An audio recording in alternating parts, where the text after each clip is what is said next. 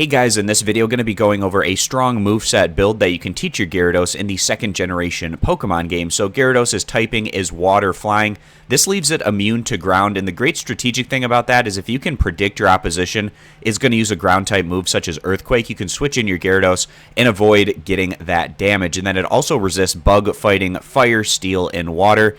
It's weak to rock, and then its Achilles heel, it is very weak to electric attacks. Gyarados' numbers, its attack stat is its best up there at 125, and then its special defense at 100, HP at 95, defense at 79, special attack at 60, and then its speed is there at 81. So taking a look at this offensive build, and I'm going to be going over these moves and telling you how you can get them on your Gyarados, whether it's through leveling up, TM, etc. And I'll also go over some other options if you want a build that's a little bit easier than the options that are currently listed here, because Double Edge, you can only get that from trading a Gyarados that has Double Edge in the Gen 1 games over to Gen 2, and getting the correct hidden power can also be pretty tricky, so I'll give you some other options that you can go with if you'd rather have an easier build path. So move number 1, we have Hydro Pump, same type attack bonus with that water typing, 120 power, 80% accuracy in the Gen 2 games, and Hydro Pump is learned through leveling up for Gyarados, picked up at level 40. Now, if you'd rather have a water type move that has more power points,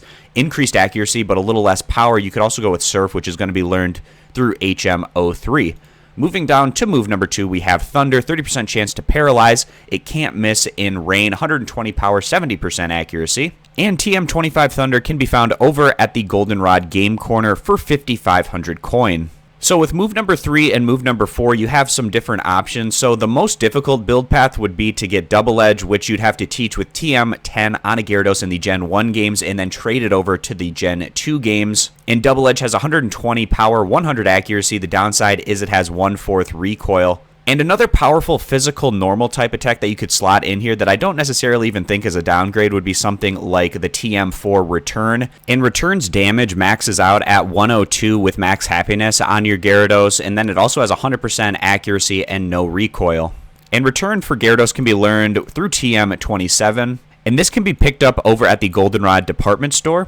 And in the Goldenrod department store, on Sundays on the 5th floor, a woman will appear who will give the player TM27 Return if the lead Pokemon in the player's party has a high friendship. So that's how you can pick up the TM27 for Return. And then in move number 4, Hidden Power Ground or Hidden Power Flying.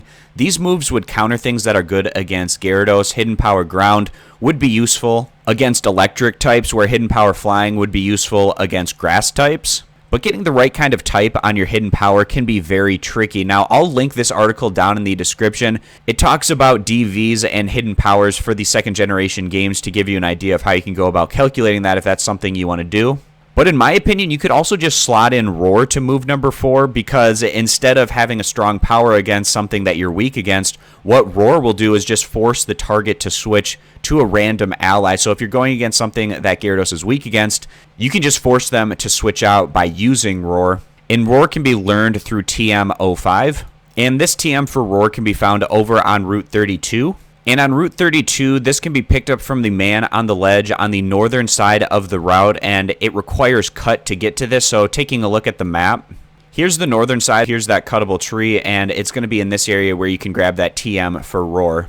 And additionally, in move number 4, I also think you could go with Substitute, kind of like a Roar. It's a move that you're looking to use to make it so that your Gyarados can survive against something that it's very weak against, like an electric attack. You can get Substitute on your Gyarados in the second gen games by teaching it through TM50 in the first gen games, and you can get that TM50 for Substitute in the first gen games over at the Rocket Game Corner for 7,700 coin, and then you could trade that Gyarados back over to your Gen 2 games. Kind of a similar idea to Double Edge, where you'd have to learn that as a TM back in the Gen 1 games and then trade that Gyarados back over to the Gen 2 games. And instead, if you want to go the hidden power route, so that's TM10, you can grab this over at the Celadon department store for 3,000, which is pretty straightforward. And then to wrap things up, going over the item, we have Leftovers at the end of every turn. The holder restores 1/16 of its max HP. And Leftovers can be picked up from a wild Snorlax, or you can get it at the Celadon City restaurant in the trash bin in that area. And you can also get Leftovers by trading over a Clefable or a Snorlax from the Generation 1 Pokemon games over to the Generation 2 Pokemon games. And that's going to wrap this one up, so I hope this video was helpful going over a strong moveset build that you can teach on your Gyarados in the second generation Pokemon games. I appreciate you guys stopping by. Consider subscribing to the YouTube channel, and I'll catch you back here next time.